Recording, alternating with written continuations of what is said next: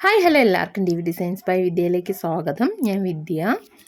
ഇന്ന് നമ്മൾ ചെയ്യാൻ പോകുന്നത് സാരിയിലും കുർത്തിയിലുമൊക്കെ ഇപ്പം ട്രെൻഡായിക്കൊണ്ടിരിക്കുന്ന ബെൽറ്റ് ഉണ്ടല്ലോ, നമ്മുടെ എംബ്രോയ്ഡറി സ്റ്റോണൊക്കെ വെച്ചിട്ടുള്ള ബെൽറ്റ്, അതാണ് ഇന്ന് ചെയ്യാൻ പോകുന്നത്.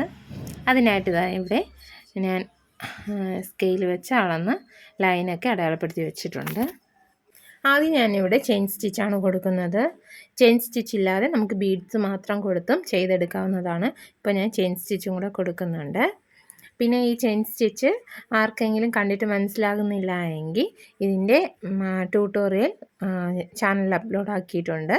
മുന്നത്തെ വീഡിയോസ് ഒന്ന് കണ്ടു നോക്കുക. ഡൗട്ടുകൾ എന്തെങ്കിലും ഉണ്ടെങ്കിൽ കമൻറ്റിലൂടെ അറിയിക്കുക, ഞാൻ റിപ്ലൈ തരുന്നതായിരിക്കും. ഞാൻ ഇപ്പോൾ ഇവിടെ ഫുള്ളായിട്ടും ചെയിൻ സ്റ്റിച്ച് ചെയ്തെടുത്തിട്ടുണ്ട്. കണ്ടോ, ഇപ്പുറത്തൊരു ലൈൻ കിടക്കുന്നുണ്ടോ, അവിടെയും ഞാൻ ചെയിൻ സ്റ്റിച്ച് കൊടുക്കണം. അപ്പോൾ ഇവിടെ ഒരറ്റത്തുനിന്നേ ചെയ്ത് വരാമെന്ന് വിചാരിച്ചു. ഇനി നമ്മളിതാ ഈ കാണുന്ന ടു ബീഡ്സ് ആണ് ഉപയോഗിക്കാൻ പോകുന്നത്. 2 ബീഡ്സ് വെച്ച് ഒരു ലൈൻ കൊടുക്കുന്നുണ്ട് ഈ ചെയിൻ സ്റ്റിച്ചിനോട് ചേർന്ന് തന്നെ. 2 ബീഡ്സ് ഒക്കെ സ്റ്റിച്ച് ചെയ്യുന്നതായാലും ശരി തന്നെ, നിങ്ങൾക്ക് എന്തെങ്കിലും ഡൗട്ട് ഉണ്ടെങ്കിൽ മുന്നത്തെ വീഡിയോസ് ഒന്ന് കയറി നോക്കിയിട്ട് എന്തെങ്കിലും ഡൗട്ട് ഉണ്ടെങ്കിൽ കമൻറ്റിലൂടെ പറയുക. അപ്പോൾ ഈ കാണുന്നത് പോലെ ഓരോരോ 2 ബീഡ്സ് ആയിട്ട് സ്റ്റിച്ച് ചെയ്ത് എടുക്കുകയാണ് ചെയ്യുന്നത്. 2 ബീഡ്സ് സ്റ്റിച്ച് ചെയ്യുമ്പോഴത്തേക്കും നമുക്ക് എളുപ്പമാണ്, പെട്ടെന്ന് സ്റ്റിച്ച് ചെയ്ത് എടുക്കാൻ പറ്റും, നീളമായതുകൊണ്ട്. അതേസമയം കട്ട് ബീഡ്സ് ആണെങ്കിൽ നമുക്ക് കുറേ കൂടെ പാടാണ്. ഇതിൻ്റെ ഇരട്ടി സമയം നമ്മൾ വീണ്ടും ഇരിക്കേണ്ടി വരും കട്ട് ബീഡ്സ് സ്റ്റിച്ച് ചെയ്യാൻ വേണ്ടിയിട്ട്. അപ്പോൾ അങ്ങനെ ഓരോന്ന് വീതം 2 ബീഡ്സ് സ്റ്റിച്ച് ചെയ്തെടുക്കുകയാണ് ചെയ്യുന്നത്.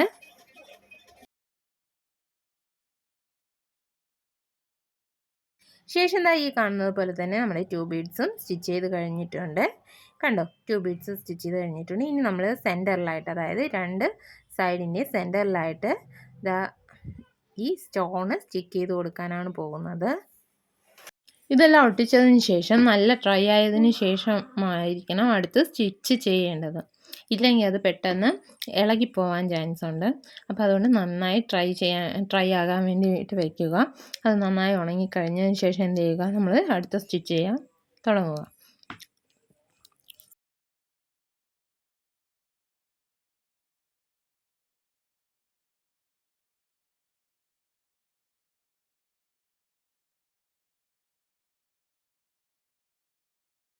ഇതിപ്പോൾ കണ്ടോ, ഇതുപോലെ നമ്മൾ ട്രൈ ആകുന്ന സമയത്ത് ഞാൻ അപ്പുറത്തെ സൈഡും കൂടെ ചെയിൻ സ്റ്റിച്ചും കൊടുത്ത് 2 ബീഡ്സും കൊടുത്ത് എടുത്തിട്ടുണ്ട്. കണ്ടോ, ഇപ്പോൾ ഇങ്ങനെയാണ് വന്നിരിക്കുന്നത്. ഇനി നമ്മൾ ചെയ്യാൻ പോകുന്നത് ഈ സ്റ്റോൺ ഒട്ടിച്ചിരിക്കുന്നതിന് ചുറ്റിനും, അതായത് അതിന് ചുറ്റിനും ഓരോരോ കട്ട് ബീഡ്സ് വീതം അതിന് ചുറ്റിനും സ്റ്റിച്ച് ചെയ്ത് കൊടുക്കാനാണ് പോകുന്നത്. ഈ കാണുന്നത് പോലെ തന്നെ 2 ബീഡ്സ് കണ്ടോ സ്റ്റിച്ച് ചെയ്ത് അതേ ഷേപ്പിന് തന്നെ സ്റ്റിച്ച് ചെയ്തെടുക്കുകയാണ് ചെയ്യുന്നത്. ഇതുപോലെ ബാലൻസും ഇതുപോലെ തന്നെ സ്റ്റിച്ച് ചെയ്തെടുക്കുന്നു. കണ്ടോ, ഇതുപോലെ തന്നെ ബാക്കിയെല്ലാം സ്റ്റിച്ച് ചെയ്ത് ഞാൻ ഇവിടെ ഒരു ലോക്കും കൂടെ കൊടുക്കുന്നുണ്ട്. ശേഷം അടുത്ത സ്റ്റോൺ സ്റ്റിച്ച് ചെയ്തെടുക്കുകയാണ് ചെയ്യുന്നത്. ഇതുപോലെ കണ്ടോ, ഇതുപോലെ തന്നെ അടുത്തത് സ്റ്റിച്ച് ചെയ്തെടുക്കുന്നു. ഇതുപോലെ തന്നെ ഫുള്ളായിട്ട് നമ്മൾ സ്റ്റിച്ച് ചെയ്തെടുക്കുന്നുണ്ട്. കണ്ടോ,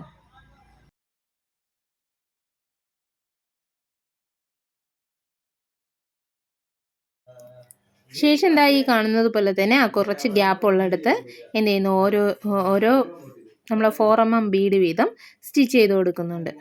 കണ്ടോ, ഇതുപോലെ സ്റ്റിച്ച് ചെയ്ത് കൊടുക്കുന്നുണ്ട് 4 mm ബീഡ്. കണ്ടോ, ഇതുപോലെ അങ്ങനെ എല്ലാ താഴെ അറ്റം വരെയും നമ്മൾ ഇങ്ങനെ തന്നെ സ്റ്റിച്ച് ചെയ്തെടുക്കുന്നു.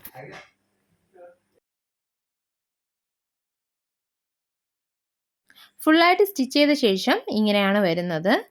കണ്ടോ, ഇതുപോലെയാണ് വരുന്നത്. ഇനി ഇതെല്ലാം സൈഡെല്ലാം ഇത് കട്ട് ചെയ്ത് സൈഡെല്ലാം മടക്കി അടിച്ച ശേഷം 2 വള്ളിയും കൂടെ അപ്പുറവും ഇപ്പുറവും വെച്ച് കൊടുക്കുന്നു. അതാണ് ഈ കാണുന്നത്. ഇങ്ങനെയാണ് ചെയ്തെടുത്തിട്ടുള്ളത്.